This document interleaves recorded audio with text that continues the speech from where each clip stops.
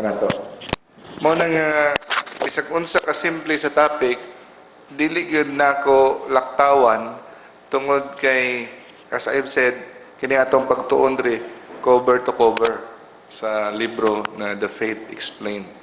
Kay kung laktawan na to, wa ta kabalo, simple, bisag simple siya, kabalo na ta, pero napay uban ba nga makatabang pa kini nga impormasyon. Amen?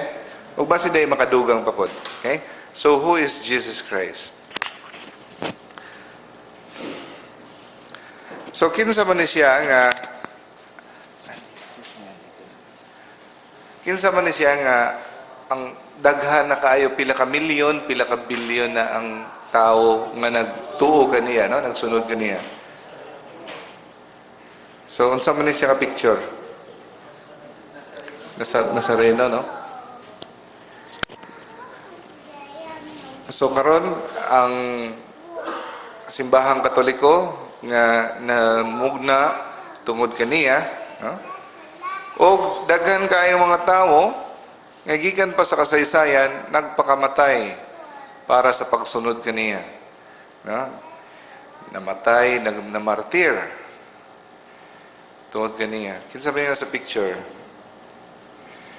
Si Saint Sebastian, no? Usa ka centurion, Roman centurion na convert, nagwali, ipang pana-pana. Kinsa man eh? Kinsa ni? Saint Stephen, the first Christian martyr. No? So gibaton na siya. Kinsa nagsugo na ipabaton niya ni Uyon og kuan? Si Saint Paul. Si Saint Paul sa una, si kuan pa siya, Saulo, no? Siya isa sa mga nagtugot nga batuhon o patyon si Saint Stephen, isa ka diakono, no? So parisiyo pa ni nga panahon si Saint Paul ane. Before pa ni siya gibuta sa Ginoo, no? Kinsa man si Saint Paul ne. Iyahan na pong turno. Iyahan na ning panahon. Putlan sa ulo, 267 by Emperor Nero ang sugod. So daghan nga matay para kay Jesus, matingala ka, no? Og daghan na og nasulat ang pinaka bestseller book in the world. What is the bestseller book in the world? The Bible, no? So kini ang libro para na sa iya. Og tungod kay Jesus, ang panahon na tunga sa BC og AD, before Christ, og the year of our Lord, Anno Domini. So, ang tuig na base sa iya, no? So, si Jesus, ngalan niya sa Hebreo, Yeshua. Meaning sa Jesus, nga pulong, sa may meaning sa pulong nga Jesus. It's meaning, God saves. Huh? God is salvation. God saves. So, kining atong lecture karon, brothers and sisters, kala ni siya, mura ni siya og rundown sa Bible, no? Kabalo na mo ani, pero hopefully ang Espiritu Santo magatandog kaninyo. So, diya nato makita nga ang Ginoo una, no? Na tao sa usa ka magtiayon nga pobre, no? Sa isa ka ulay nga babae, si Maria, diha sa pasungan. O ang next dayon ana sa pagkatao ni Jesus, ang makita nato nga ang tulo ka mga maalamon, no? The three wise men nagbisita kay Jesus. So paano nila natultulan si Jesus? Subay sa bituon, guided by the star. Morning bisita sila sa newborn king. So kung tanaw nato pudong sa takadiyot sa the three kings, gikan pa sa gamay ta kining three kings atong gina-celebrate. Kano sa gani? January 6, no? Pero murag sama ning three kings ang anong gina-celebrate mo sa simbahan. Murag dili ginato makuha ang iyahang importansya.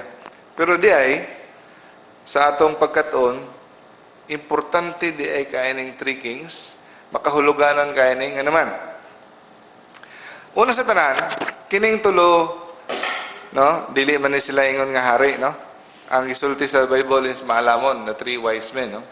O kuno sa man sila? Mga Hudiyo ba ni sila? Dili ni sila Hudiyo, ha? Dili ni sila Israelites. Mga lahi ni nga lugar, layo ni nga mga lugar o mga pagano kani. Okay? So, pero natultulan nila si Jesus. Subay sa ilang pag-study. Subay sa guide nga star. So, unsay lesson nga makuha nato sa Three Kings, brothers and sisters? Una, Epiphany. Gikan ka na siya sa Greek nga pulong. Epiphany is Greek. Meaning, public showing. Unsa may significance sa Epiphany? Ang pagpakita. Mao ni. Gikan pa sa una, ang pagtuo sa mga Hudiyo, ang kaluwasan sa ila lamang. Para lamang kanila ang kaluwasan. O ang Mesiyas, manluluwas, para kanila, gipadala para lang sa ila. Okay? So, ang pagpakita sa kining, ang importansya ni ining tulo ka mga lamang na natultulan nila ang Ginoo, pagpadayag kini sa Ginoo, nga ang Mesiyas, gipadala dili lamang sa mga Hudiyo, kundi sa tibuok kalibutan. Sila ang nagrepresent sa mga Gentiles. Hintil kita. Sila ang representante. Nga kita, giimbitar sa Ginoo, dili lang niya para sa mga Hudiyo, kundi gibuksan niya ang kaluwasan sa tibuok kalibutan. Amen? O kung sa pagyod, kung ang usa ka pagano, bisag pagpagano, bisan pag Muslim, bisan pag Hindu, Buddhist, kung buksan lang niya ang iyang loob, no? Buksan lang niya ang kasing-kasing, o iyahang mapainobsanon lang siyang mangita sa kamatuoran, siya maghahatag ang Ginoo giya o grasya nga matultulan niya ang simbahang Kristiyano, simbahang Katoliko. Matultulan niya si Kristo bisag sa karong panahon. Munang watay rason nga moingon ang uban nga natao kong Muslim, natao kong Mone. No, ang Ginoo nagahatag o giya kung bukas lang ang imong hunahuna para parehas niining tulo ka manginalamon. No, nagahatag og iya. So matultulan gid nimo kun bukas lang ang imong kasing-kasing. Mao gana siya ang lesson nga makuha nato sa Epiphany. It is open for the whole world. Okay? Next, after sa the Three Kings, makita na ito nga si Jesus o the Holy Family gipa-escape dito sa asa nga lugar? Sa Egypt. No? Taga-ag mensahe sa anghel si San Jose nga mo adto sila sa Egypt tungod kay nga naman. Tungod kay Haring Herodes nga nagmando nga ang tanang mga bata ipapatay.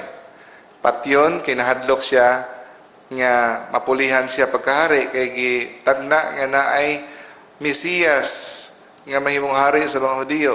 So para ipapatay niya si Jesus. So wa man siya kabulo kung kinsa si Jesus para sigurado, para sure patyatanan. Okay? So mao kani nga tawag nga the Feast of the Holy Innocents. Mao Innocents Day. May imagine lang nimo imong mga anak, no? Tanang mga pila ka libo ka ng mga bata matay atong panahon na. This is celebrated every December 28. Ito ano? So, gi-consider ka sila sa early church, during early church, gi-consider sila the first Christian martyrs. No? So, massacre of the children during King Herod. Pag humana na, mabasa ito sa Bible after, nibalik sila, no? Nibalik sila from Egypt. O next si Jesus ni uban kay Mama Mary o kay Saint Joseph muadto sa Jerusalem para mo celebrate sa Importante kayo nga celebration sa mga Hudiyo, ang celebration of Passover. Adto sila og kwan ng Jerusalem. Pagkuman, unsa kay nahitabo pag adto nila sa Jerusalem para mo attend og Passover feast? Dakong kasaulugan na sa kwan, adto sila dito, unsay nahitabo? Nawala si Jesus. Og asa nila na tultulan si Jesus? Dito sa temple, no? Nakipag-istorya sa mga maalamon, mga tao, ug natingala ang mga tao sa kaalam niya. Grabe nga siya na nag-lecture hinoon, no? Tapos nakaplagan siya. Makita nato na the losing and finding of Jesus at the temple, the fifth mystery sa atong sa mystery sa Kalipay. Dudong, nganong nahimo manik nimo kanamo sa imong papa? Wa ba kabalong kung unsa kaguol namo? Pila siya kaadlaw na wala? Tulo kaadlaw, no? Nganong naabtan magtulo? Ngayon kay responsable na si Maria o si tulo. Because ang pag-travel, pag-uli na nila, no? Usa ka adlaw tuwa na. Tapos, ang mag-travel sa una, lahi ang lalaki, lahi ang babae. So, ingon si San Maria, basig tuwa siya sa iyang amahan. Si amahan mo, basig tuwa siya sa iyang inahan. So, lahi-lahi ang bahay laki. Pag-abot na nila dito, wala man di ay, balik ta. Wala ni half day na po. Tutulog adlaw. Kaplagan nila. O, unsay sulti ni Jesus?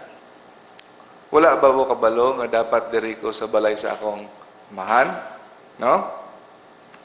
O, paghuban niya sulti niya na, miuban siya, no? Miuban siya kanila, pauli, o nagmatinuma, o matinuma na he was obedient, no? Matinumanon ba? Bisaya, no?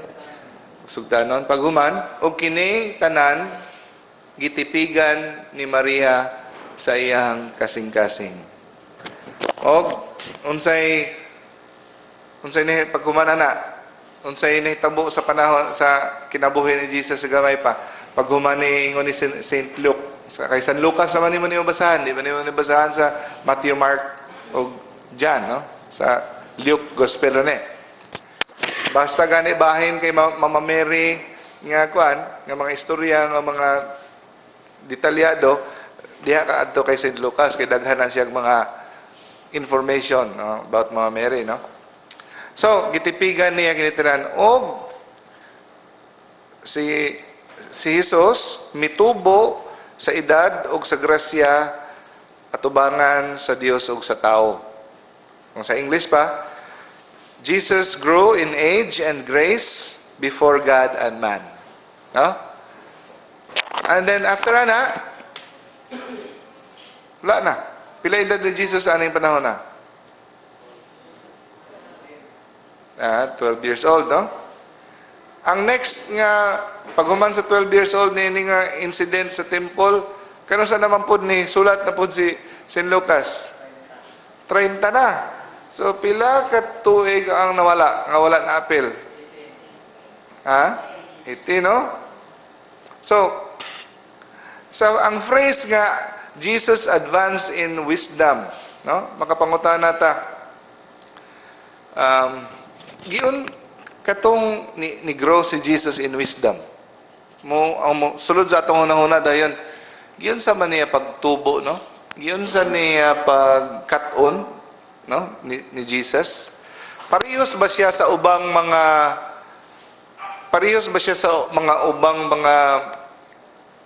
bata nga nagkat-on? No? So para matubag di mga igsoon, atong hinumduman nga si Jesus is one person. Okay? One person but two nature. Usa ka nature? Divine. Second, human nature. Okay? So kay naman siya duha ka nature, na siya duha ka knowledge. No? So, ang unang knowledge niya is divine knowledge. So naa siya ginatawag nga infinite knowledge, pareho sa knowledge sa Ginoo, no? So una, divine knowledge. So mo na atong bagong information. Na siya duha ka nature, human o divine. So naapod siya human knowledge, naapod siya divine knowledge. So una, divine knowledge. Walay kinutuban nga kaalam o kaihibalo. Now, sa iyahang human knowledge, na itulo ka knowledge sa human knowledge niya. Ang sa iyang nature niya sa pagkatao, una is beatific knowledge. Unsa man ning beatific knowledge? Nakadungog na mo beatific knowledge, beatific vision. So meaning nga the beatitudes. Yeah. Ang beatific ang meaning na ang tinuod nga kalipay, no? Ang kalipay nga maagom nimo kung imo nang makita ang Ginoo. Karon di pa man nato makita ang Ginoo. Makita nato ang Ginoo kung kita matay o musaka na sa langit. Ang mga tao nga nasa purgatorio nabal sa beatific knowledge? Wala pa. Wa pa man nila makita ang si Jesus. Mo ganinang sakit kay ilang gibati kay wa pa nila makita si Jesus. Pero musaka na sa langit, mga gitawag na beatific vision kay Jesus. So, una sa tanan, si Jesus na ay beatific knowledge. Kano sa nagsugod? Katong gipanamkon pa siya sa tiyan. Nga naman, ang tao nga si Jesus, miipon sa ikaduhang persona nga si Jesus. Pag-ipon, di ba ang ikaduhang persona, Dios? Miipon dito sa gipanamkon. Pag-ipon pa lang diha, kining tao, nakita na niya dayon ang Dios. So that is beatific vision. Okay? So, pagsugod pa lang sa iyang pagpanamkon sa tiyan. Ikaduha nga knowledge is infused knowledge. Ang iyahang kininga ihibalo, gisulod na, gipakapinadaan, gihatag na. Sama sa mga knowledge sa mga anghel. Di ba ang mga anghel na sila infused knowledge? Si Adan o si Eva, katong wala pa sila napukan sa sala, na sila infused knowledge. Di na sila kinanglan mo tuon. Di na sila kinanglan mo research, kabalo na sila bahin sa mga kinaiyahan diri sa kalibutan. Na sila infused knowledge. Complete knowledge of created things. Sama kay Adan o kay Eva. Third knowledge ni Jesus sa iyang human aspect is na siya ginatawag nga experimental knowledge. Experimental or experiential knowledge. Meaning, kasamtangan nga nagagikan sa puya pa, na siya yung mga knowledge nga nadawat. Parehas knowledge sa paglakaw. No? Atong gisulti, mga igsoon nga naa si Jesus o ginatawag nga beatific o infused knowledge. Meaning, ang Ginoo bisag baby pa, kabalo na siya unsaon paglakaw. Kabalo siya unsaon paghungit, pagkaon, kabalo siya unsaon pagsulti. Pero ang iyang lawas dili pa ready. No? For sure, si Jesus sa baby pa di kina musulti. Hadlok ra pod. Kahadlok lang ni Maria nga musulti na nagdakong tao. No. So, kini nga knowledge niya, kasamtangan nga nagatubo siya, makahinay-hinay siya o apply sa iyang nahibawan sa experience, no? Knowledge by experience, experimental knowledge. Parehas good anay kwan para masabtan ninyo. Ang kapitan sa barko, kabalo na siya kung asa ang mga isla, no? Kabalo na tanan asa dapit ang lawom, asa ang pasil, naka-record na siya sa ilahang mapa, GPS. No, bisag wa pa na siya nakaadto dito sa Amerika, moadto ning kapitan dito sa Amerika, kabalo na siya kung asa nakaplat na tanan sa mapa. So, kabalo na siya na siya tsure. Pero lahi ra gyud kung iya nagyong malabyan personal, makita na gid niya itong mga isla sa dapit, madugang sa iyahang knowledge, lahi ang knowledge by theory o knowledge by experience. Kuha? So si Jesus, kabalo na siya unsaon na, pero kung maagyan niya, dugang pa yun. No? So, si Jesus, nagadako, nadungagan ang iyang ginatawag nga experiential or experimental knowledge. So ako usbon, na ay divine knowledge o na human knowledge. Sa human knowledge na itulo, no? Na beatific, infused o experimental knowledge. Okay.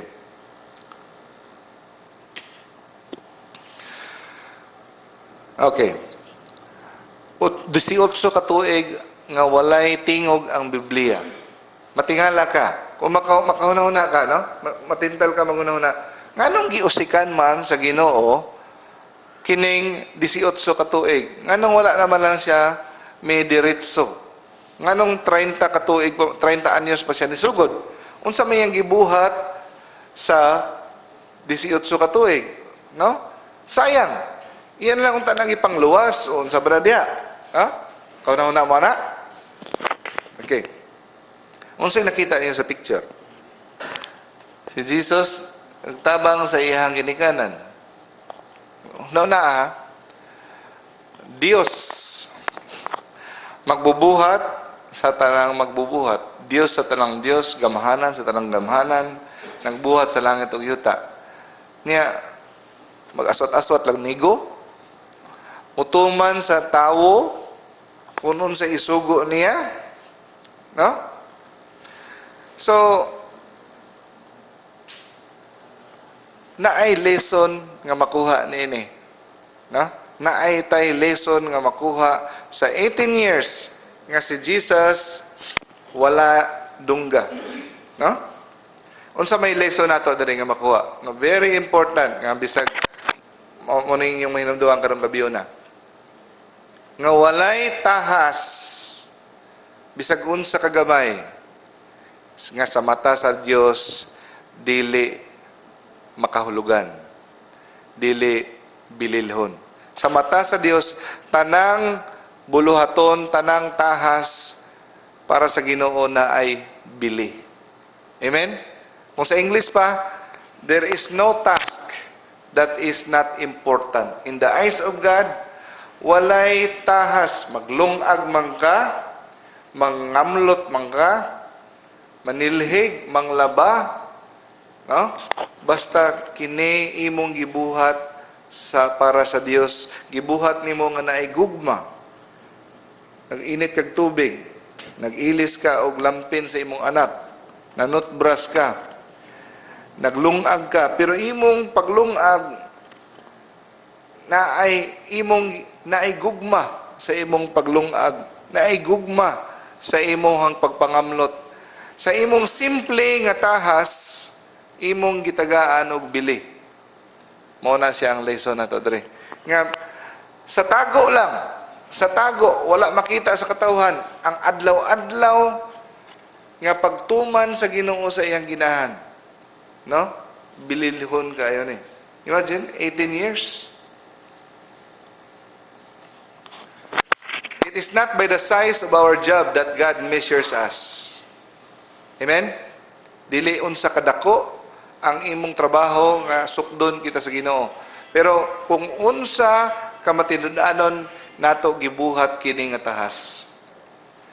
Unsa man nimo na magsige kag wali diha.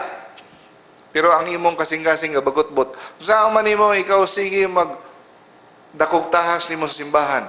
Pero bisan simple lang imong tahas, tig gunit lang sibot, tig limpyo lang, pero naay gugma.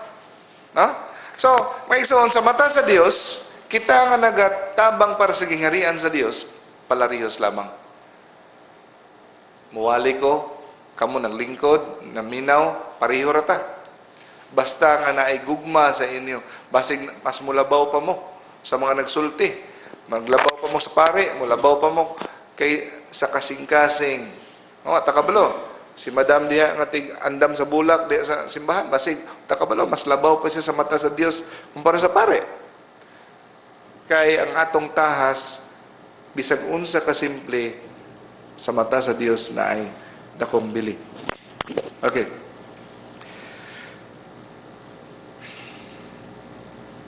So kung unsay ang atong mga mayong mas maayo gini si doktor o kay doktor daghang giayo niya ako itawon si ka-driver lang ko, no, dili na. Kung unsay naanay mo karon himua ang pinaka the best, no. So yung di lang ko maning kamot kay mao man ni simple ra man ako pero kung ang imong trabaho simple lang janitor pero maghimo kag mga ideya nga papanindot nimo ang imong pagkasalog sinaw kayo niya nadaghan kag mga style para mapamayo si ka-driver ka, no. Kita niyo ng mga example ng mga traffic enforcer sa YouTube magsayaw-sayaw nga man malingaw palangga nila ang ilang trabaho, no. So ma-discover ka, no.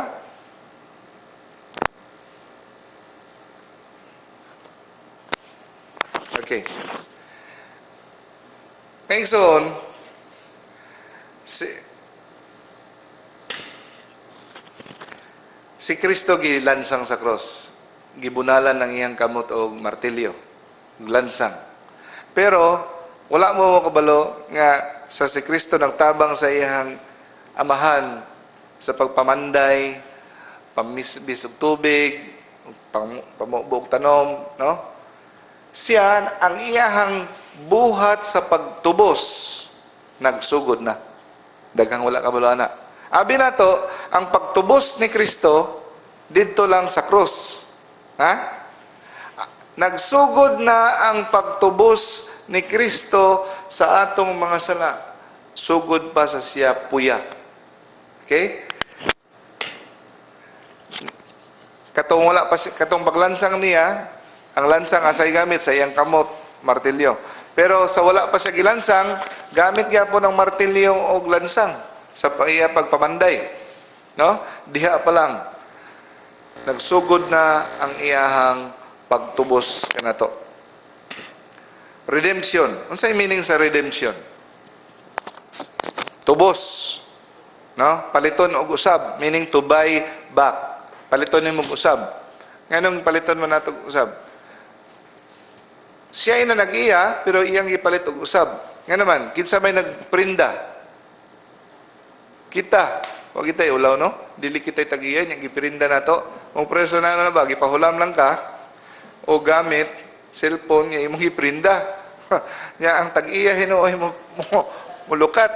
Nga na itabo sa tuwa, gihatagan na ginabuhi, iprinda na to sa yawa. Ang nipalit, ang Ginoo. Kaya hindi man takalukat. No? So, tanan nga buluhaton sa Ginoo, no? Buhat sa pagtubos. Okay? Mo nang itawag ang Ginoo. Giyon sa pagtubos sa Ginoo kanato. Unsa gigamit niya nga kwarta sa pagpalit? Pinagi ang kinabuhi. Okay? Okay. Nganong tubuson man ta? Tungod kay nawala kita sa Ginoo, di ba? Tungod sa pagkamasinupakon ni Adan ug ni Eva sa atong unang ginikanan, tungod sa pagsupak sa kabubuton sa Dios, unsay resulta? Kamatayon. No? Kamatayon pagsupak ni Jesus ni Adan may resulta kini og kamatayon. Unsa may gibuhat ni Jesus? Pagtuman. Tungod sa pagtuman sa ni Jesus sa kabubuton sa iyang amahan, may resulta og kinabuhi. Pangutana, kanusa nagsugod og tuman si Jesus? Gikan pa sa gamay. Gituman niya ang iyang amahan, gikan pa sa gamay siya na manday, na munlay, nagsag-ob og tubig, gituman niya kada adlaw. Sa pagtuman niya sa iyang ginikanan, nagatuman siya sa iyang amahan. Ang pagtuman niya buhat kini sa pagtubos. Asa taman ang pagtuman ni Jesus? Taman sa krus. Kuha ninyo? So daghang wala kabalawan nga ang pagtubos ni Jesus dili lang dito sa krus, sugod pa sa gamay siya. Kining 18 ka sekreto katuig nga wala to madunggan, nagsugod na ang pagtubos niya kanato. Asa ang pinaka-climax, unsay climax sa Binisaya? Ang pinakataas o pinakapinal, no? Pinal nga pagtutuman sa Ginoo sa kabubuton sa iyang amahan diha sa cross. No? Muna nga nga ningon diha dito sa Getsemane, Ginoo, umahimo palabya kini nga kupa no nga ipatilaw nimo kanako, pero ang imong kabubuton og dili ako ang matuman. Matod pa, di ba si Kristo Ginoo? Ha? Ang bisan unsa nga buhat sa Ginoo, walay kinatuban ang iyang bili. Walay kinatuban. Ang pagpamanday ni Kristo, pagpamanday lang niya, wala na kinutuban ang bili ana. Imagine? Ug matod pa dere, bisan kuno ang pinakadyot nga pag-antos sa batang sa puya nga Jesus sa katugnaw, no? Ang na-experience nga katugnaw ni Jesus dito sa pasungan, igo na to sa pagluwas kanato. Ha? Tiyaw mo na?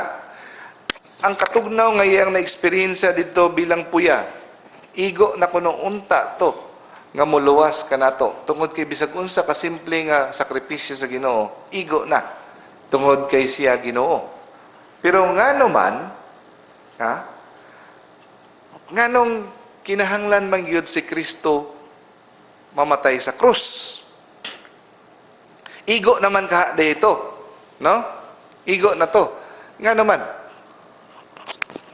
Tungod kay ginatawag nga perfect obedience. Gikan sa gamay nga pagtuman niya sa mga buluhaton kada adlaw niyang gituman, pero wala siya pugong sa ginatawag sa theology, kenosis.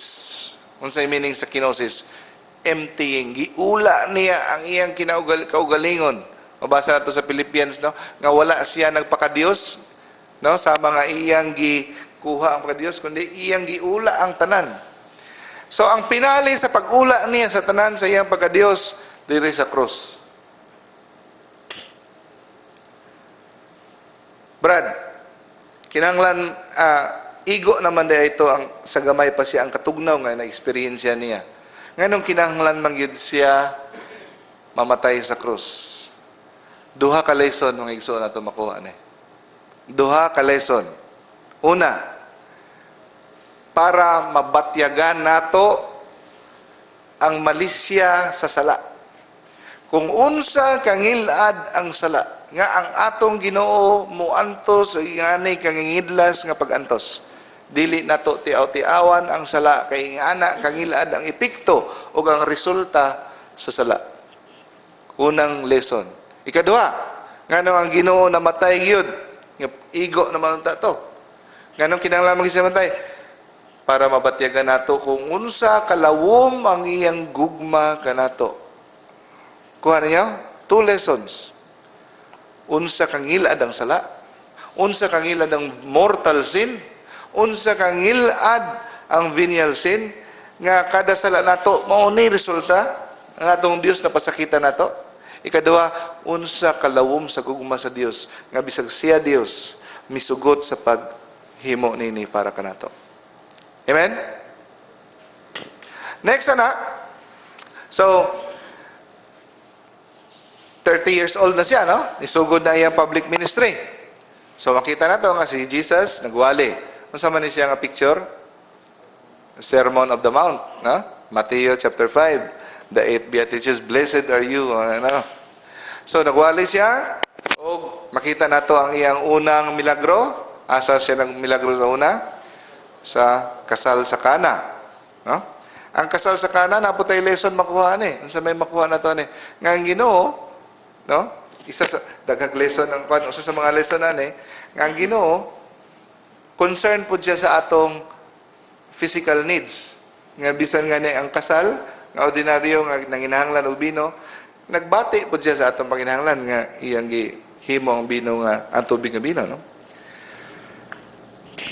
O siya travel bisag asa sa pagwali, sa pagtudlo sa mga kabubuton sa iyang amahan, unsay mga divine truths, ug unsa ang mga pamatasan ng atong kinahanglan buhaton para kita makabaton sa kinabuhing dayon, no?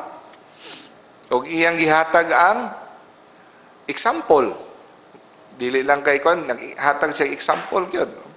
Og ang Ginoo naghimo og mga milagro. Unsa man nga milagro? Ipakaon ng 5,000, no? Nag-ayo og mga bakol. Gipa naa siya gahom sa mga kinaiyahan. Milakaw sa dagat. Pangilin og mga yawa, nag-abog og mga yawa, no? Nagbuhi og patay. So nganong gibuhat man sa Ginoo ang mga milagro? Para kung sa English pa, mabak-upan niya ang iyang pulong nga siya anak sa Dios. No, kay ang iyang ginapangsulti lisod dawaton, no? So dapat iya kining mabak-upan o mapanindugan pinaagi sa mga milagro.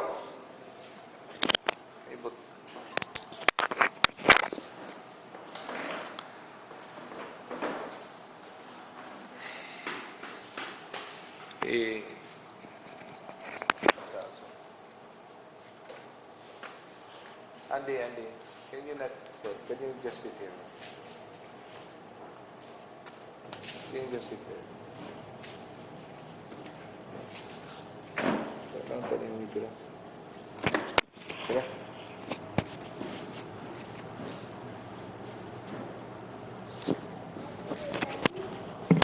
I-pause lang sa i-pause. Ayaw, i-stop ito.